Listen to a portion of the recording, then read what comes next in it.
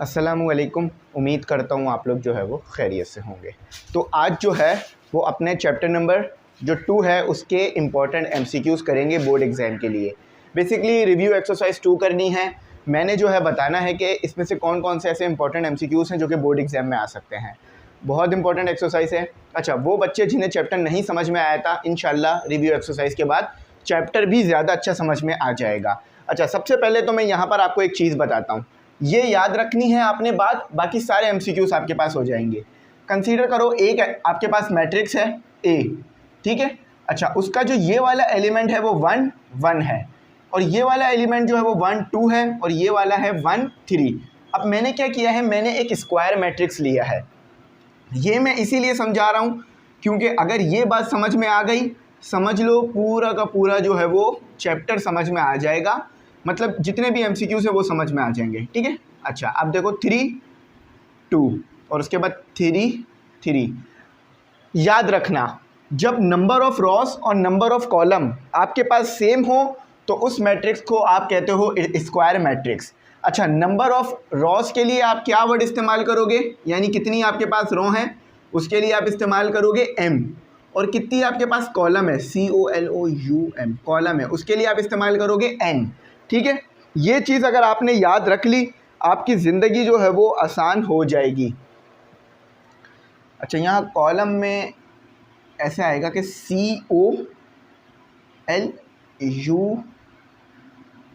COLUM और n, ठीक है, ये कॉलम हो गया। अच्छा, अब i और j वो क्या होता है, i और j देख लो। देखो i और j, i आपको जो है वो रॉ की लोकेशन बताता है और j जो है वो आपको कॉलम की लोकेशन को जो है वो बताता है, ठीक है। अब मैं जैसे ही i और j का वर्ड इस्तेमाल होगा फिर समझाऊंगा, तो बस ये बात अपने पास लिख के रख लो, आपको जो है वो बात समझ में आ जाएगी। अब आ जाओ, सबसे पहला एमसीक्यू सॉल्व करते हैं और उसके बाद आगे जो है वो तेज़ी में चलेंगे।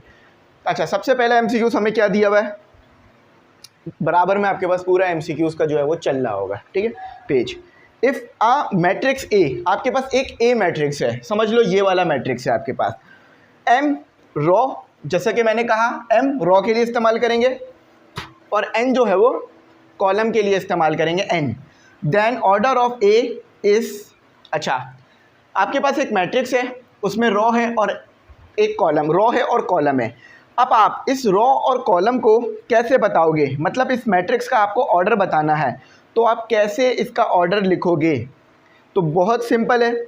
आप यहाँ पर लिखोगे m क्रॉस n, ठीक है। पहले का जवाब क्या आएगा, m क्रॉस n, यानी सबसे पहले मैट्रिक्स बनाने वाला इंसान या जो भी मैट्रिक्स को सॉल्व कर रहा होगा वो देखेगा कितनी रो हैं, यानी सबसे पहले वो रो देखेगा, उसके बाद वो कॉलम देखेगा। तो जब भी आप ऑर्डर लिखोगे मैट्रिक्स का, यानी किस तरह से मैट्रिक्स को डिफाइन किया जाता है, तो पहले आप लिखोगे m यानी कितनी रो हैं और फिर लिखोगे n कितनी कॉलम है।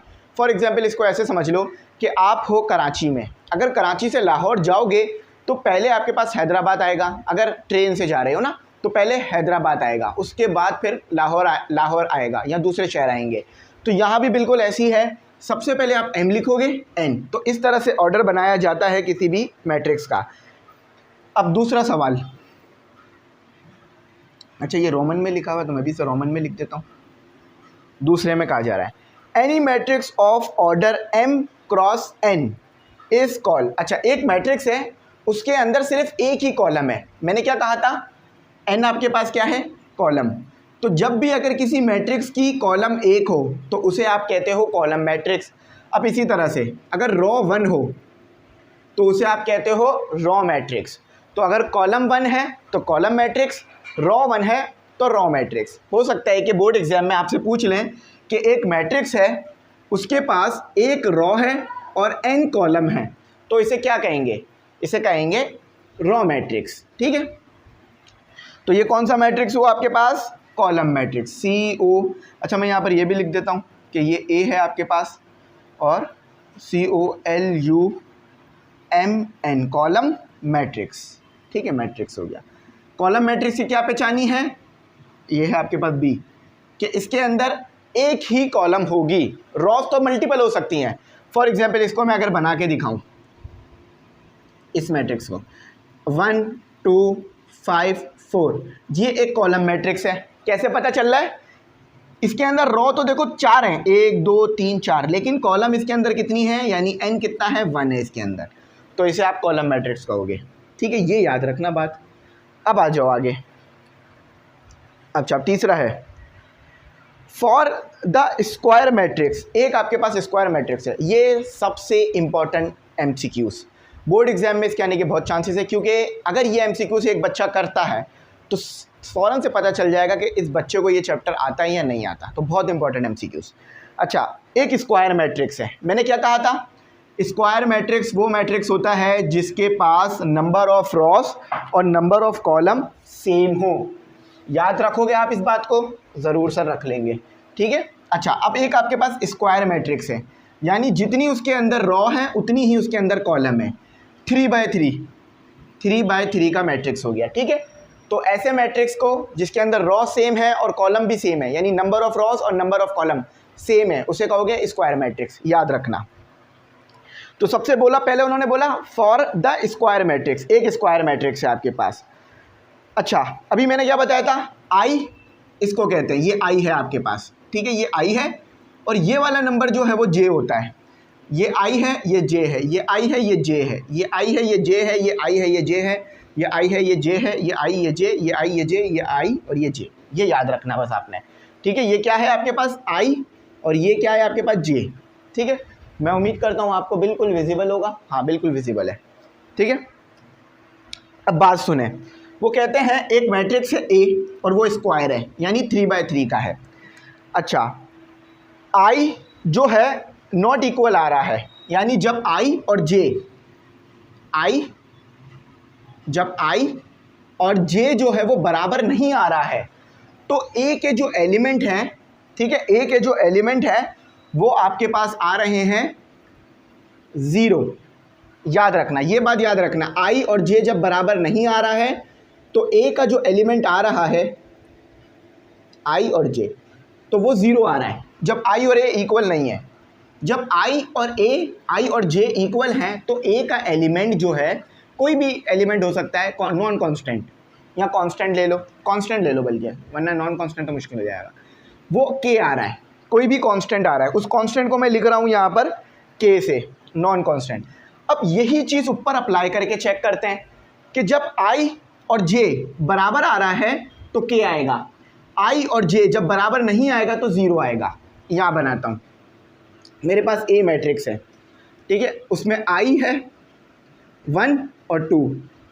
अच्छा, मैं यहाँ पर याद रखना है ये आई और फिर जे, तो यहाँ पर आई क्या है 1 और जे क्या है 2। तो बेसिकली ये लोकेशन बता देता है आपको, आई रॉ के लिए आ रहा है, जे कॉलम के लिए आ रहा है। अब आप बोलोगे सर रॉ और कॉलम के लिए तो हम एम इस्तेमाल कर रहे हैं, वो नंबर्स बताने के लिए इस्तेमाल कर रहे हैं कि कितनी नंबर ऑफ रॉस होंगी, कितनी नंबर ऑफ कॉलम होंगी। लोकेशन बताने के लिए, यानी आई रॉ कौन सी देखनी है, कॉलम कौन सा देखना है, वो आई और जे लगाते हैं। लोकेशन बताने के लिए आई और जे, नंबर ऑफ रॉस और नंबर ऑफ कॉलम बताने के लिए एम और एन इस्तेमाल करेंगे। ठीक है। अच्छा, 1 ये 1 आएगा, ठीक है, 1 और ये 1 2 1 3, ये सबसे इंपॉर्टेंट MCQs कर रहे हैं। 1 2 1 2 2 और A 2 3 A 3 1। अच्छा, ये क्यों बना दिया मैंने, ठीक, A 3 1 A 3 2 A 3 3। अब उन्होंने क्या कहा था, ये बात याद रखो कि जब I और J बराबर आए, जब बराबर नहीं होगा तो 0 होगा। अब देखो यहाँ I और J बराबर हैं तो क्या आएगा, K। उन्होंने 2 बातें बोली हैं, एक ये बोली है कि जब I और J बराबर नहीं आएगा तो 0 लिख देना, जब I और J बराबर आएगा तो K लिख देना, और फिर बताना मैट्रिक्स कौन सा बना। तो अब हम यही चीज़ करके चेक करते हैं। यहाँ पर I और J बराबर आ रहा है, कैसे, I भी 1 है, J भी 1 है, तो बराबर आ रहा है। और I से मुझे क्या पता चल रहा है, पहली रो। अब मुझे कोई बोले कि बताओ एलिमेंट कौन सा है A11 पे, तो मैं फ़ौरन पता कर लूँगा। कैसे, मैं बोलूँगा पहली रो कहाँ है, ये रही, और पहला कॉलम कहाँ है, ये रहा, तो इस नंबर पे जो भी एलिमेंट है मैं लिख दूँगा। अच्छा, अब I और J बराबर आ रहे हैं तो K लिख दिया। अब देखो I क्या आ रहा है 1, J क्या आ रहा है 2, यानी I और J अलग अलग आ रहा है, 0 लिख दिया। यहाँ भी अलग अलग आ रहा है, 0 लिख दिया। यहाँ भी अलग अलग आ रहा है, 0 लिख दिया। अब देखो I यहाँ भी 2 आ रहा है, J यहाँ भी 2 आ रहा है, ये क्या है I, ये क्या है I और ये क्या है J, ठीक है, दोनों बराबर आ रहे हैं तो K लिख दिया। यहाँ लिखा हुआ है ना आई और जे जब बराबर आए के लिखना, यहाँ भी बराबर नहीं आ रहे तो 0 लिख दिया, यहाँ भी 0, यहाँ भी 0। यहाँ देखो आई और जे दोनों बराबर आ रहे हैं तो के लिख दिया। अब इस तरह का मैट्रिक्स कौन सा होता है जिसके अंदर आपके पास जो डायगोनल है वो सब में सेम एलिमेंट आ रहे हो, उसको बोलते हो आप स्केलर मैट्रिक्स। ठीक है। अच्छा, इसको आइडेंटिटी मैट्रिक्स भी कहा जा सकता है। क्यों? अगर k इक्वल टू 1 हो जाए, जहाँ जहाँ k है वहाँ पे आप 1 पुट कर दो तो ये क्या हो जाएगा, आइडेंटिटी मैट्रिक्स हो जाएगा। लेकिन उन्होंने ये नहीं बोला है कि आपके पास k जो है वो 1 है। तो जब उन्होंने k नहीं बोला है 1 है तो इसका मतलब है k कुछ भी हो सकता है, यानी यहाँ भी 2, यहाँ भी 2, यहाँ भी 2, k2 भी हो सकता है, k3 भी हो सकता है।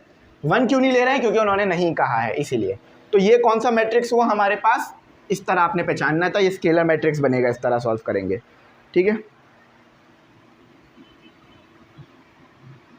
Scalar matrix. ये यूनिट मैट्रिक्स नहीं बन रहा, क्यों? क्योंकि k हमारे पास 1 नहीं बोला गया है, इसीलिए। k अगर 1 बोल देते तो ये हमारे पास एक स्केलर मैट्रिक्स बन जाता। तो ये समझ में आ गया होगा, बहुत डिटेल में गया इस वाले सवाल में, क्योंकि अगर ये समझ में आ गया तो समझ लो पूरी की पूरी ये चैप्टर की बेसिक समझ आ गई आपको। अच्छा, ये आपके पास है b। ठीक है। अच्छा, उसके बाद बोल रहे हैं एक मैट्रिक्स है उसमें 7 है तो ये एक स्क्वायर मैट्रिक्स होगा। ठीक है, क्योंकि उसमें एक ही रो है, एक ही कॉलम है। तो ये कौन सा मैट्रिक्स हुआ, ये आपके पास एक स्क्वायर मैट्रिक्स हो गया। अच्छा, लेकिन स्क्वायर मैट्रिक्स होने के साथ साथ और कंडीशनें भी प्रूफ हो रही हैं। मैंने कहा था ना शुरू में, ये लिखवाने की वजह क्या है, ताकि आपको आगे की बात समझ में आ जाए। स्क्वायर मैट्रिक्स होने के साथ साथ उसमें और कंडीशनें भी पूरी हो रही हैं। उसमें रॉ भी एक ही है, एक मैट्रिक्स है उसमें सिर्फ 7 है, तो यानी रॉ एक है कॉलम भी एक है ना। तो अगर रॉ एक है कॉलम भी एक है, तो जब रॉ एक हो तो उसे आप कॉलम मैट्रिक्स भी कहते हो, और जब कॉलम एक हो तो उसे आप कॉलम मैट्रिक्स भी कहते हो। जब आपके पास रॉ एक हो तो आप उसे रॉ मैट्रिक्स भी कहते हो, और जब दोनों बराबर हो तो स्क्वायर मैट्रिक्स कहते हो। तो यानी यहाँ पर आपके पास आएगा ऑल ऑफ दीज। तो अक्सर ऑल ऑफ दीज भी आंसर होते हैं क्वेश्चंस के। अब बच्चा वो जब भी पहचान पाएगा जब उसने सारे जो टॉपिक्स हैं वो कवर कर रखे होंगे उस चैप्टर से रिलेटेड। ठीक है, इसका डी आ गया। अच्छा, अब इसके बाद 5 आपके पास, यहाँ मैं लिख देता हूँ, यहाँ मैं बना देता हूँ। आपके पास इस तरह लिखा हुआ है k a b c और t। तो देखो k कांस्टेंट है, k पे कोई जो है वो पावर नहीं आएगी, यानी t को हम k पे नहीं लिखेंगे क्योंकि कांस्टेंट है। c पे k c की पावर t हो जाएगी और c पहले आ जाएगा, b मिड में ही रहेगा और a पहले आ जाएगा, आखिर में आ जाएगा।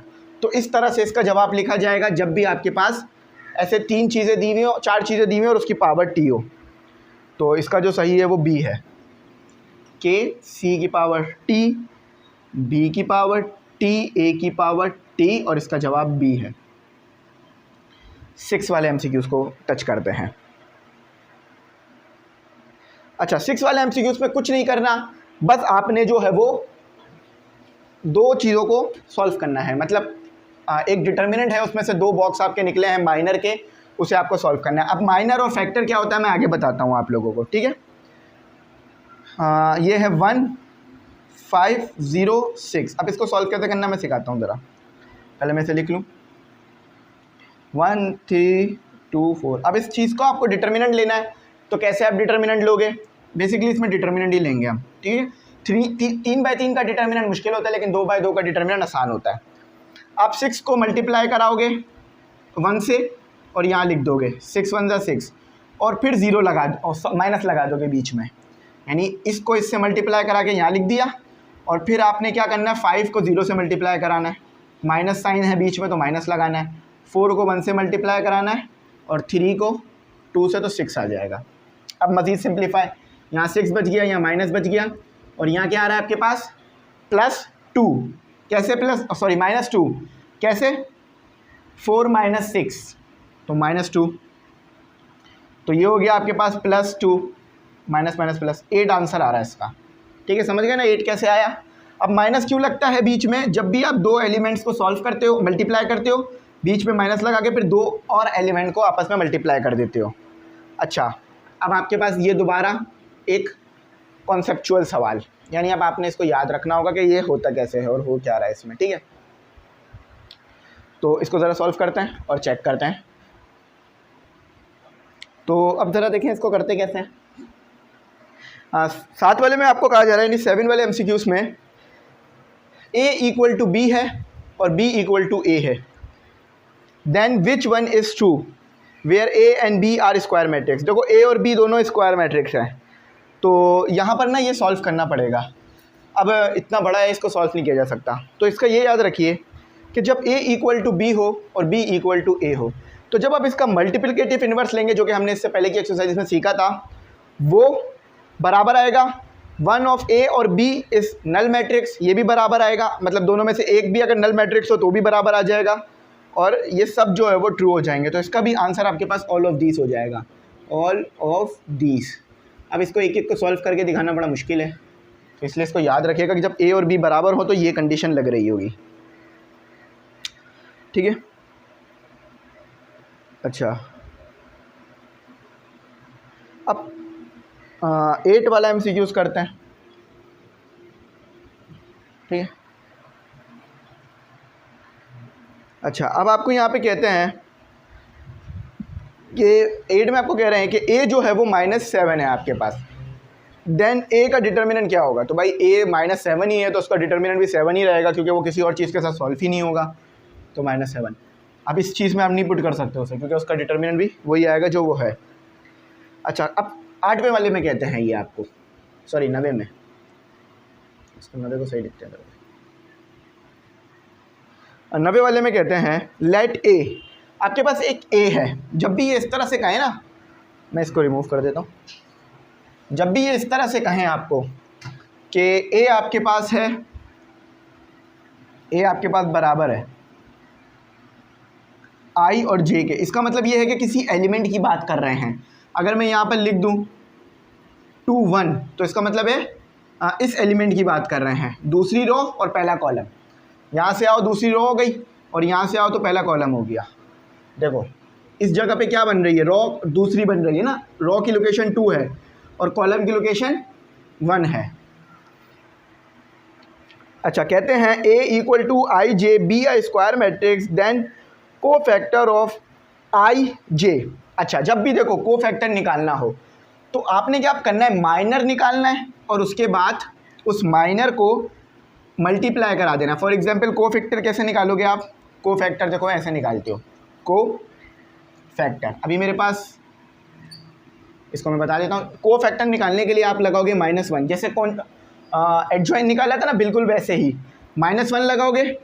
और आई और जे कहा है ना उन्होंने, आई और जे, तो यहाँ पर आई प्लस जे कर दोगे, ठीक है।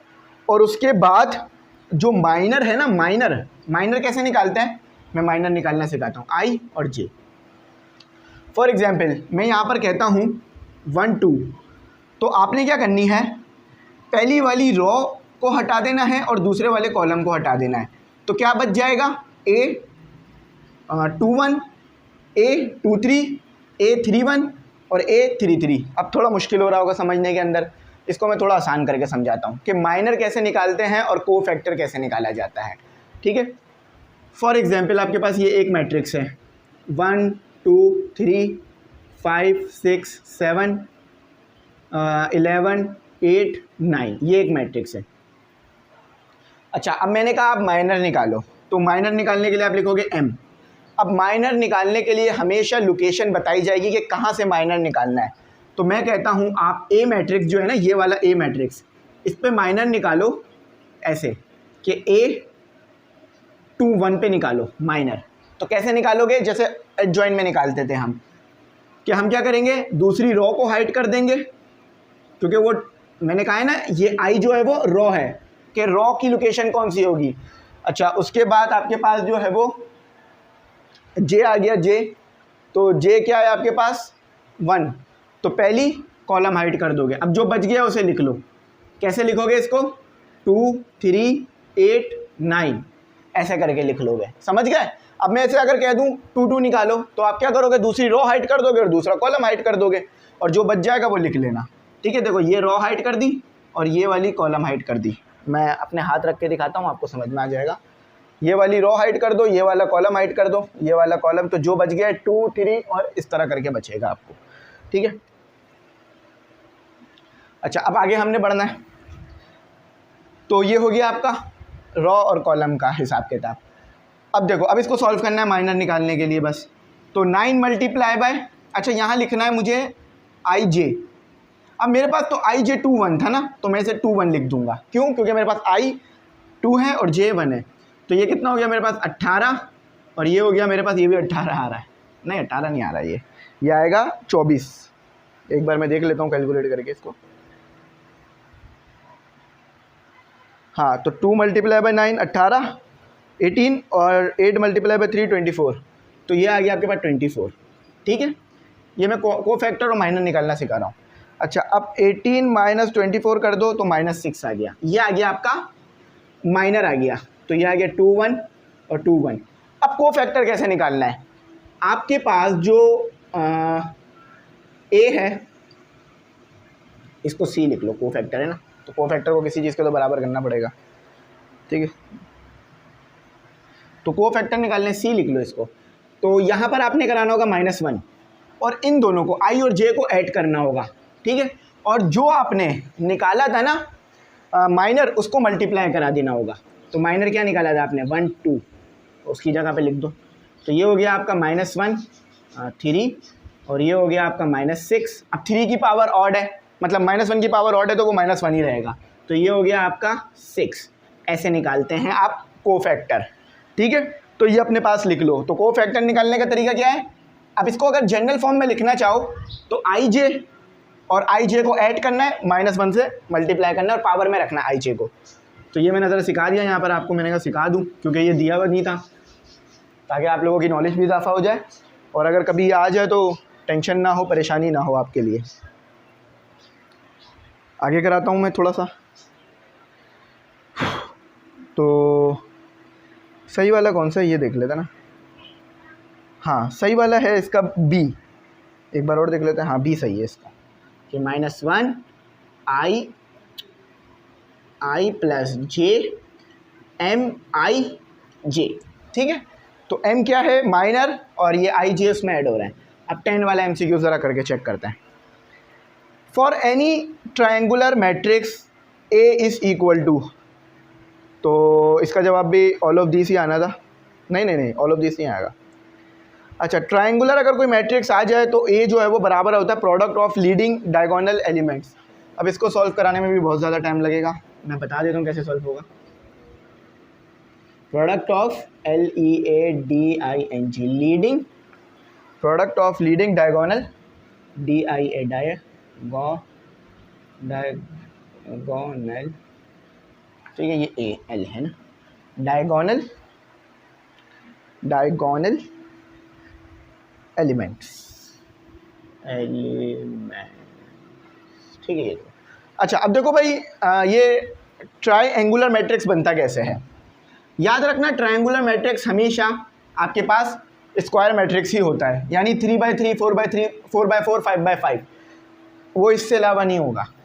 अब ट्रायंगुलर मैट्रिक्स जैसे आपके पास है, यहाँ 1, यहाँ 0, यहाँ 0, यहाँ 0, यहाँ 2, यहाँ 3, 4, 5, 6, तो एक ट्रायंगल बन रहा होगा उसके अंदर एक ट्रायंगल बन रहा होगा मैट्रिक्स में। तो इसको बोलते हो आप ट्रायंगुलर मैट्रिक्स, यानी यहाँ पे ट्रायंगल बन रहा होगा या नीचे ट्रायंगल बन रहा होगा, इसको आप कहते हो ट्रायंगुलर मैट्रिक्स। और अब जब इसको सॉल्व करोगे तो आपके पास जो है वो एक इस तरह की कंडीशन बनेगी कि product of leading diagonal element जो है वो आपके पास आ रहे होंगे।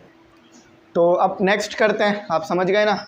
असल में मेरे बाल जो है ना बहुत ज़्यादा अनमैनेजेबल हुए हैं, तो बहुत मुश्किल हो रही है पढ़ाने में, बार बार ना इधर उधर हो रहा है तो मुश्किल कर रहा है। अच्छा, तो एक स्क्वायर मैट्रिक्स है आपके पास, वही है जो बात मैंने बताई थी, A इक्वल टू AIJ, और for which all AIJ equal to 0। अच्छा, अब देखो I जो है वो लेस है, यानी कम है, तो I इस तरफ कम आएंगे, इस तरफ I कम आएंगे, इस तरफ जो है वो J ज़्यादा आएंगे आपके पास।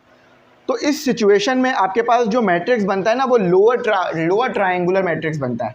अब लोअर ट्रायंगुलर मैट्रिक्स क्या होगा, ये एक लोअर ट्रायंगुलर मैट्रिक्स ही बनाया मैंने, जैसे कि उसमें जीरोस ऊपर आ रहे होंगे और नीचे आपके पास नंबर आ रहे होंगे, तो ये लोअर ट्रायंगुलर मैट्रिक्स होता है।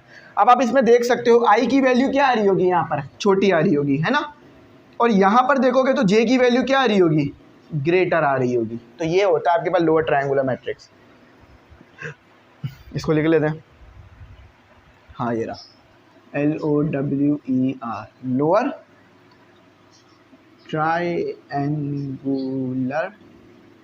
लोअर ट्रायंगुलर मैट्रिक्स, ये बी है, ठीक है बी है। अच्छा इसमें हमने लिखा नहीं है, इसमें भी लिख देते हैं 8 का क्या है हमारे पास, बी है, ठीक है 8 का बी है, 7 का भी बी आया है हमारे पास, और सभी का बी आ रहा है मेरे ख्याल से, इसमें तो बी आ रहा है, और इसका ए आया है। अच्छा इसका लोअर ट्रायंगुलर मैट्रिक्स का भी बी आया। अब आ जाओ 12 करते हैं, 12वां MCQs करते हैं। तो MCQs ज़्यादा हैं भाई, इसीलिए टाइम लग रहा है, वरना जल्दी भी हो जाते हैं, मसला नहीं है, समझाना भी तो है आपको, खुद करोगे तो आसान हो जाएगा क्योंकि आप समझ चुके हो। A triangular matrix is always एक ट्रायंगुलर मैट्रिक्स आपके पास हमेशा स्क्वायर मैट्रिक्स होता है, याद रखना। अगर वो स्क्वायर मैट्रिक्स नहीं होगा तो उसमें ट्रायंगल ही नहीं बन पाएगा। तो ये आप करके भी चेक कर सकते हो अपने पास, ठीक है, जो मैं बता रहा हूँ उसे चेक कर लो करके। तो 12 है ना, हाँ स्क्वायर मैट्रिक्स SQUARE स्क्वायर, ये मैं इसलिए बता रहा हूँ ताकि आप लोगों के लिए ना आसानी हो जाए, आप लोग सही से कर सको। स्क्वायर मैट्रिक्स, ठीक है, सी है आपके पास, स्क्वायर मैट्रिक्स सी। अच्छा अब आगे बढ़ते हैं, आगे चेक करते हैं आगे क्या करना है। आगे कहा जाता है 13 में स्क्वायर मैट्रिक्स। अच्छा ये तो आपको सीधा सीधा वो कंडीशन ही पूछ रहे हैं। स्क्यू सिमेट्रिक मैट्रिक्स कब बनता है आपके पास, जब आप ए का ट्रांसपोज लो और उसके नतीजे में आपके पास नेगेटिव ऑफ ए आ जाए, तो वो स्क्यू सिमेट्रिक मैट्रिक्स होता है आपके पास, है ना, याद है ना, भूले तो नहीं। हम लोगों ने ये बहुत ज़्यादा सवालात उसमें किए थे MCQs के अंदर के, स्क्यू सिमेट्रिक और सिमेट्रिक मैट्रिक्स पहचान रहे थे। AT = -A, ये स्क्यू सिमेट्रिक मैट्रिक्स की कंडीशन आ गई आपके पास। 12वां और 13वां, फिर अब ये 14वां, ये 13वां हो गया ना, वो 14वां। अच्छा हर्मिशियन मैट्रिक्स कब बनता है, जब आप ए का ट्रांसपोज लो और ए का कॉन्जुगेट लो और फिर ट्रांसपोज लो और ए आ जाए, तो ये आपके पास हर्मिशियन मैट्रिक्स होता है, ठीक है। अच्छा अब आ जाओ 15वें पे। Each diagonal elements of main diagonals of a skew Hermitian matrix must be. अच्छा हर्मिशियन मैट्रिक्स में एक बात याद रखना हमेशा आप लोग के कॉम्प्लेक्स नंबर आना चाहिए। अगर कॉम्प्लेक्स नंबर नहीं आएगा तो वो सॉल्व ही नहीं होगा, यानी उसका कोई फ़ायदा ही नहीं होगा हर्मिशियन पता करने का, क्योंकि आप कॉन्जुगेट ले रहे हो, कॉन्जुगेट तो सिर्फ कॉम्प्लेक्स नंबर में ही लिया जाता है ना, इसीलिए। तो यहाँ आप लिखोगे any complex number, any complex NUMBER number. अच्छा हम इनको वो भी कर देते हैं कि ए कौन सा है, बी कौन सा है, ये बी है, ठीक है। उसके बाद ये सी है, और ये तो हमने देख लिया ना डी है, अब ये भी करा है। अच्छा अब कुछ और रह गए 5, बाकी फिर ये हो गया छठा, सॉरी 16वां। अच्छा अब आपने ए की वैल्यू फाइंड करनी है, तो बहुत आसान है, लिख लेते हैं यहाँ पर AB07 = 3 1 2 है, 2 3 -9, ठीक है। तो ये क्या हो गया 7A और 0। अच्छा यहाँ क्या आ गया -18 और -3, माइनस ये फार्मूले वाला, तो ये तो हो गया 7A =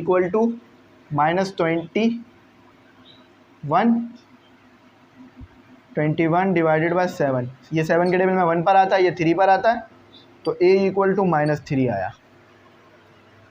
ठीक है। तो इसका ए जवाब है सही। अब आ जाओ 17वें की तरफ।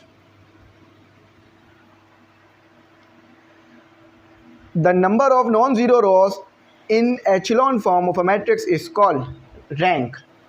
देखो भाई, जितनी नॉन ज़ीरो रॉस आ रही हैं वो रैंक हो जाती है। हम कर चुके हैं इस चीज़ को, मैं बता देता हूँ। कह रहे हैं कि जो नंबर ऑफ रॉस हैं एचलॉन फॉर्म में वो नॉन ज़ीरो आ रही हैं। For example 1 0 2 0 1 0 0 0 0। अब इसमें कितनी रैंक है? देखो, ये वाली जो रो है वो पूरी ज़ीरो है, तो ये तो काउंट ही नहीं होगी। ये जो है वो नॉन ज़ीरो रो है और ये भी नॉन ज़ीरो रो है, क्योंकि इसमें ज़ीरो के अलावा भी नंबर आ रहे हैं ना। तो ये 1 हो गई, ये 2, तो आपके पास रैंक 2 हो गई। तो यहाँ पर क्या होता है आपके पास, इसे कहते हैं आप rank of a matrix, rank of a matrix. ठीक है, रैंक ऑफ अ मैट्रिक्स बी आ गया। नेक्स्ट कहते हैं, हमारे पास है कौन सा ये, बल्कि 18वां हो गया, 18वां, उसके बाद फिर 19वां। If A is any square matrix. अच्छा, अब आपको ये कंडीशन तो पता है ना, ये किसकी कंडीशन होती है? ये स्क्यू सिमेट्रिक मैट्रिक्स की कंडीशन होती है। ये यहाँ अगर चाहो तो माइनस यहाँ भी लगा सकते हो, अगर पिछली कंडीशन आपने ऐसे याद करी थी। तो ये क्या हो गया आपके पास, स्क्यू सेम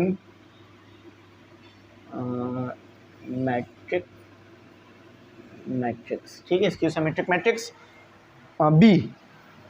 ठीक है, हर्मिशन नहीं है उसमें, तो हम वो लेते हैं ना, क्या कहते हैं, कॉन्जुगेट। अच्छा, इफ़ ए इज़ आइडमपोटेंट मैट्रिक्स। तो आइडमपोटेंट मैट्रिक्स क्या होता है कि अगर ए स्क्वायर करो और वो ए आ जाए तो ये आइडमपोटेंट मैट्रिक्स होता है। अब आखिरी करते हैं, 20वां सॉल्व करना पड़ेगा। अब देखो, कोफैक्टर निकालना है यहाँ पर। अब जो मैंने तरीका सिखाया था ना कोफैक्टर का, वही यूज़ होगा। अब कोफैक्टर का तरीका देखो क्या है। इफ़, बल्कि पूरा नहीं लिखते। अच्छा, मैंने कहा था ना लोकेशन हमेशा बताई जाएगी। तो ये क्या है, आई, और ये क्या है, ये क्या है, आई, और ये क्या है, जे। तो देखो यहाँ लोकेशन बताई गई है, 1 2 4 -1 2 5 0 1 -1। ठीक है। अच्छा, अब सबसे पहले आपने पता करना पड़ेगा माइनर। तो माइनर कैसे पता करोगे और कहाँ से माइनर पता करना है? दूसरी रो और दूसरा कॉलम। अब यहाँ पर बनती है दूसरी रो और दूसरा कॉलम।